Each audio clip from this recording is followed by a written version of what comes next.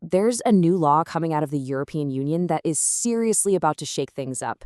We're talking about a change to basically every digital product you buy, from your phone all the way to your smart fridge. So let's dive into the EU's absolutely game-changing Cyber Resilience Act. But first, let me ask you something. Just think for a second about all the connected devices you have. Your phone, your smart TV, maybe you've got a smart doorbell or a thermostat. Are you sure they're secure? It's a question that's getting more and more important every single day. Because the truth is, our homes and offices are just overflowing with these gadgets. Security cameras, smart speakers, you name it, the Internet of Things is absolutely booming. But here's the scary part. A lot of these products get rushed to market with almost zero thought put into their cybersecurity. And that leaves all of us pretty vulnerable. And that is exactly the problem the European Union is setting out to solve. They've essentially built what you could think of as a digital shield designed to protect all of us, from individual consumers to massive businesses. Now, this shield has a name, the Cyber Resilience Act, or the CRA for short. It was passed in late 2024, and it's a huge deal because it's the very first EU-wide law of its kind. It's setting a completely new standard for digital security. So what's it trying to do? Well, it really boils down to 3 core goals. First, make products more secure, not just on day one, but for their entire life cycle. Second, to create one single set of rules for the entire EU market so everyone is on the same page. And third, and maybe most importantly, to protect us, the users, so we can actually trust the digital products we're buying. And just to make sure we're all on the same page here, when we say cybersecurity, what we're really talking about is keeping all these devices and the information on them safe from digital attacks. This idea is the engine driving this entire law. Okay, so what does this new digital shield actually demand from the companies that make all our favorite tech? Let's get into the new rules they're going to have to live by. And the scope here is, it's massive. We're talking about basically everything that has a digital element. That means the physical hardware, the chips and boards, and all the software that makes it run. If it's a product with digital elements, you can bet it's covered by this. The law is designed to be incredibly broad, covering everything from hardware and software to connected devices and even cloud solutions. But it does make some common sense exceptions. Things like medical devices, aviation tech, or national defense products are out, mainly because they already have their own super strict safety regulations. Now, this is really the heart of it. From now on, every manufacturer has 4 non-negotiable obligations. 1, they have to do a full cybersecurity risk assessment.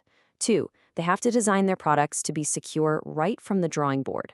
3, they need a solid plan for finding and fixing security holes. And 4, they have to provide security updates for years. This is a huge shift away from the old ship it and forget it model. And that continuous support part isn't just some vague promise.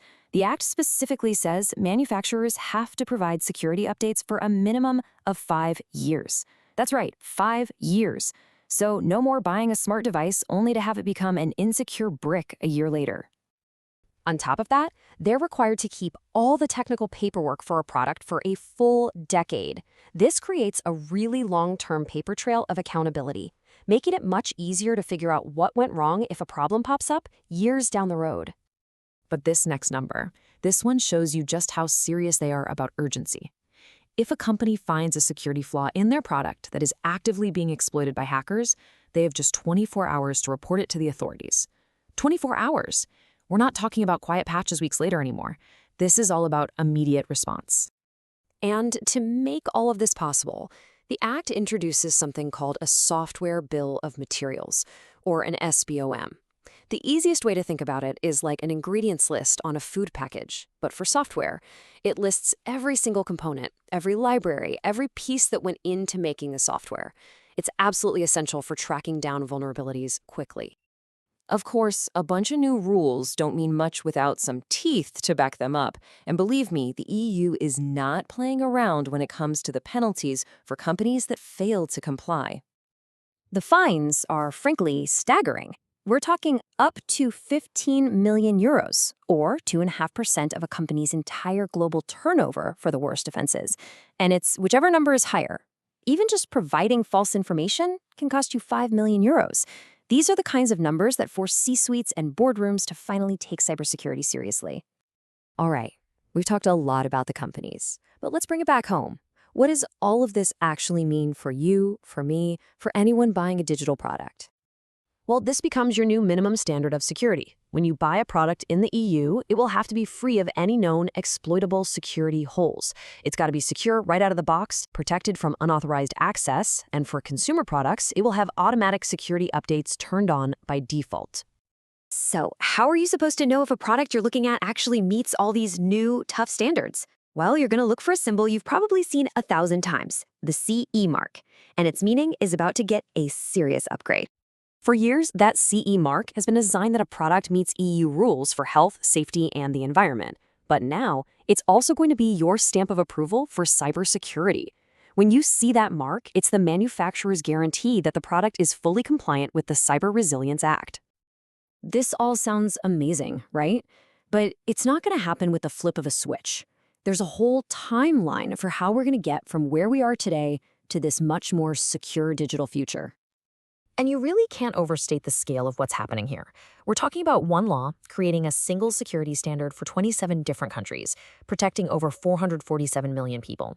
It's an absolutely massive project, and it's all scheduled to be fully in place by the end of 2027. So here's how it's going to roll out. The law officially kicks off in December 2024. Then, those super strict 24-hour vulnerability reporting rules start in September 2026. And by December 2027, the whole thing, every rule, will apply to every product on the market. And this brings us to one last really interesting thought.